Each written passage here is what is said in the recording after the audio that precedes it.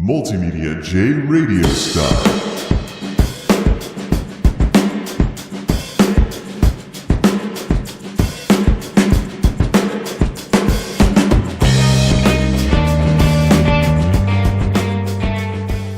I'm invoking a little bit of night shift inside baseball here, so to speak. As a night shift guy, part of my day includes the wee hours in the morning of the following calendar day. So even though I'm talking about this in the wee hours of the morning on November 2nd, I'm actually going to backdate this to November 1st as the follow-up to our discussion earlier, because thematically, over the long run, this discussion goes together with that better, most likely, than what I'm going to work on after this. Technicalities aside, let's talk.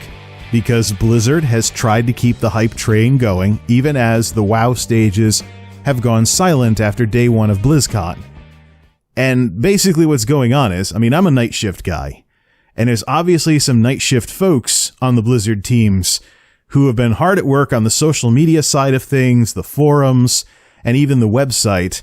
Unless, of course, this is all stuff that was programmed to release at a certain time, which you can do with systems. You can even do that with email. Type something up in Outlook and do a delayed send, and then just leave your computer ready to send the message at the appointed time.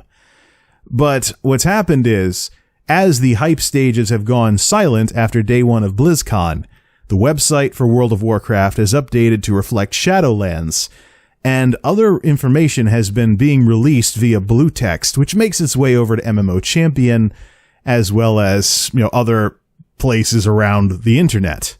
After reading some of this information, I can very safely say that I seriously hope that Blizzard makes me look like a complete and utter moron in the next 24 hours. Otherwise, I'm skeptical of Shadowlands. And I don't think Blizzard has really learned their lesson. They're throwing the player base some bones with some of the stuff that the big talking heads like Bellular are gushing about. Even Asmongold is like, yeah, this is awesome. Yeah, there are some positive changes that are taking place in the game, but I think it's bones being thrown to the player base to get more people playing the game. So my concern going into BlizzCon was, has Blizzard learned anything from the success of Classic? And what would Blizzard do to bring World of Warcraft more in line with other major MMOs who've developed good ideas in the past several years that WoW has fallen behind on? One of those is player freedom. Now, if you listen to the discussions, if you were listening earlier, or you catch a highlights reel or something like that, or you have a BlizzCon virtual ticket and access to a full-length VOD or something, if you were paying attention to the discussion earlier, you would have heard Ian Hazakostas and other folks talk about player agency. Notice how it's player agency, though, and not necessarily player freedom. Although the concept of player freedom may be implied by the context that player agency was used in, if you pay very close attention to what is being said and not said, it is very possible that Blizzard may actually take WoW Shadowlands even further in the direction that it has already been going in for the last several years. And because of these bones being thrown to the player base, like less RNG, more customization options, and all this player agency, player choice stuff that doesn't exactly add up to player freedom, people are going to fall for it hook, line, and sinker. The key example of this, and this is what I'm going to focus on in this discussion, is what they're referring to as leveled up leveling. Some of this information was mentioned during the breakout sessions, but now over on the website and in the blue updates, we see that Blizzard is taking the level up experience and they are splitting it into 3 parts. There will be a whole new player zone for levels 1 to 10. And then there's the Shadowlands at the other end from levels 50 to 60. And then levels 10 to 50 are referred to as Pick Your Era. So let's do some reading on what has gone live on the WoW website about how this level up experience is going to work. Leveled up leveling. World of Warcraft Shadowlands will smooth out the leveling experience and better prepare new adventurers for what's to come. Players will level up to 50 before heading to the Shadowlands. The new level cap is 60. We've adjusted the experience curve to make it faster than ever to prepare for the newest challenges, and each level along the way will provide more meaningful increases in progress and power. All expansion zones are getting more flexible too. They'll be able to scale to you and your friends while you level to 50, so it's easy to try a zone you've never played. You can still outlevel dungeons and crush them for transmogs or fulfillment. Now, a while back I was talking about a little something within the context of BFA and War Mode that I was calling Time Walker Mode, where you would go meet a representative of the Bronze Dragonflight in your capital city, and just like toggling War Mode on and off, you would toggle on Time Walker Mode, and wherever you went in the world, you would be scaled to the maximum level like you were in party sync with somebody in those areas. So that way, if you wanted to go back and play through an old story or something when you'd leveled past it, if you want to go back and play through an old story or an old zone or something, or maybe it's role-playing type stuff or just world quests or something, where if, let's say you play a hunter, you want to go hunt bears in Grizzly Hills. Grizzly Hills is a nice-looking zone. You know, you could go do that and not have it be totally boring because you're one-shotting everything in sight. Well, with this new setup, where levels 10 to 50 are referred to as Pick Your Era, and that's where you pick where you want to level up, and going through an entire expansion's content takes you from 10 to 50, this idea is even easier now to implement. Because everywhere other than Shadowlands scale you back to level 50 and put you in a different phase from people that were going back at 60 and one-shotting everything. The question is Blizzard going to do this? Right now, the signs, unfortunately, point to no. We'll have to see what they discuss later. But levels 10 to 50, pick your era. Play the latest expansion, Battle for Azeroth, or follow Chromie back in time and tackle any other expansion you choose with challenges that scale to characters level 10 to 50. That's disturbing. The silver lining of all of this is that this is where, if Blizzard wanted to make Classic Mode, where they would make the pre-Cataclysm Azeroth that they just got working again for WoW Classic available in the modern game, this is where they would insert it. Because if you're talking to Chromie and going back in time to play through a previous expansion, what if the expansion that you get to play through, one of the choices available is the pre-Cataclysm Azeroth, or the Classic expansion? And of course, this does leave me wondering about what if you want to do Cataclysm?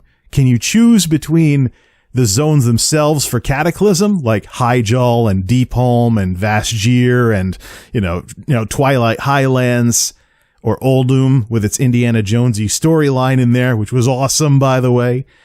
Or what about the new Cataclysm Old World experience? Where does all of this fit in to this new setup? I think these are questions that are going to have to be answered in the Day 2 sessions here. But notice what's not being talked about. What's being completely not discussed is, what do you do if, say, you're in the Shadowlands and you want to take a break from the Shadowlands and go play through a story that you didn't get to play through earlier in the game? Is it totally boring now because you've leveled past level 50? And don't forget, every level matters more now in this new setup.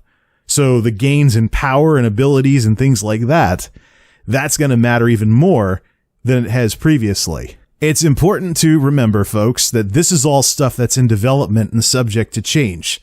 I know it sounds like a disclaimer, but you're not going to hear this on the hype stages anytime soon. So maybe Blizzard could fix this before this expansion releases. However, if Blizzard takes what's being presented to us and this goes live with Shadowlands, World of Warcraft will be very much cemented into last place when it comes to player freedom and the world not getting bigger as you progress through it, unlike just about every major MMO out there that I've played in the last several years. In competing games, as your character develops and becomes stronger and more powerful, the world gets bigger. But if this goes live, the world will shrink massively after playing through just one expansion's worth of content. So let's say you like Lich King and Legion. When are you going to experience the other expansion's content that you don't go through first without it being a boring cakewalk? What option do you have for that? Yeah, sure, you get to choose to pick a previous expansion, and this will be good for alts, because there's nothing more boring than having to go through every single zone over and over and over again. I think this will help some of the zone stories not be as boring as they are to a lot of people when you can skip them for a while and then maybe go try it again sometime later on, but not have to be forced back into doing the same grind over and over again. That part of this idea is actually pretty cool. But in terms of player freedom, it's not there. You will spend the first 50 levels in everything that's come before Shadowlands and then head off to the Shadowlands. But what if you want to go back and for some reason do Outland, or for some reason go through the story? What if you want to talk to Chromie later in the game and go do something else? In other games, like Guild Wars 2, Elder Scrolls Online, Star Wars The Old Republic, you can do that. At the expense of, if you do certain stories out of order, it's going to get a little weird with some of the characters when you first meet them later on in their story and then go back and do the earlier story. But that's on you for doing things out of order if you choose to do things that way. But at least you have the choice. And in terms of synthetic storytelling, if you just skip on through from the start zone to go do Outland or to go through Pandaria or to go through Warlords or something, and then head off to the Shadowlands, I mean, how does that not make things more synthetic? Exactly how much is Blizzard going to miss the forest for the trees here?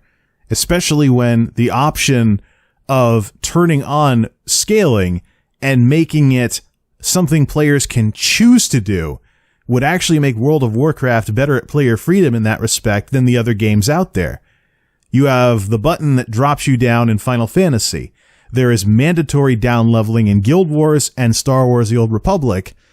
And in ESO, the entire world scales with you similar to an offline Elder Scrolls game. There's leveled monsters and everything, so you can go anywhere in the world at level 1 and do things in just about any order. That might be a little too wild with this idea.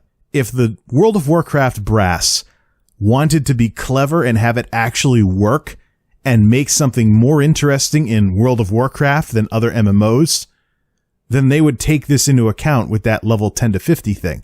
Yes, during the initial leveling experience, you can pick where you want to go and very quickly get ready for the Shadowlands. But what if you want to go do something else later on your own? Do you have that option without it being completely and utterly boring? Same thing too, if you want to go do Karazhan or something for nostalgia's sake. Can you have the option of putting together a raid where you're not running in and stomping all over everything for transmogs? Again, player agency is not necessarily player freedom. Yes, you have more choices with this new setup, but what if that amounts to simply you have more choices into where Blizzard holds your hand, and you don't really have real player freedom like in other games? Like I've been saying, in competing MMOs, as your character becomes more renowned and more powerful, the world gets bigger, and you have more choices on where to go next, or what content to do, what stories to go through or not go through. World of Warcraft does not have that. It's like, as I mentioned before, grade school kid on the field trip, and the teacher's like, okay, we gotta move on, okay, we gotta move on, okay, we gotta move on, let's go look at this, okay, we gotta move on, let's go look at this, okay, we gotta move on. How has that changed with this setup? It's been compressed and compacted, and now you're just gonna be picking one expansion. Suppose you like more than one, what do?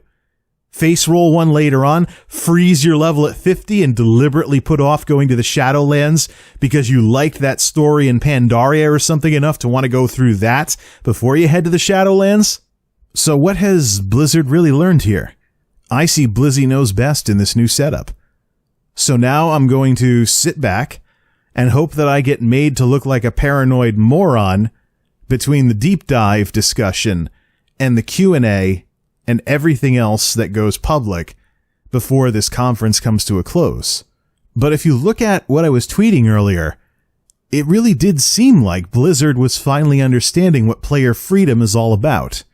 It just looked like they were just calling it player agency instead. But once again, whenever there's a good idea in a game other than World of Warcraft, Blizzard can't just acknowledge and take inspiration from this good idea that they didn't think up. They always have to try and be clever. And they always have to try and put their own spin on it. And time and again, the good idea that originated somewhere else turns out half-cooked in this game. And now, this leveled up leveling that we're seeing is probably going to turn into the latest example of that. Yes, it'll be cool for alts and stuff. But in terms of deprecating so much content, everything before Shadowlands, you pick one thing, and then what happens if you want to change halfway through? I'm sure you can do that if you're not 50 yet. But what do you do in terms of you go to the Shadowlands and you're like, you know what? I've about had enough of this. I want to take a break and just go hunt bears in Grizzly Hills without it being a boring one-shot fest. I know I keep bringing that idea up, but Grizzly Hills is a nice-looking zone.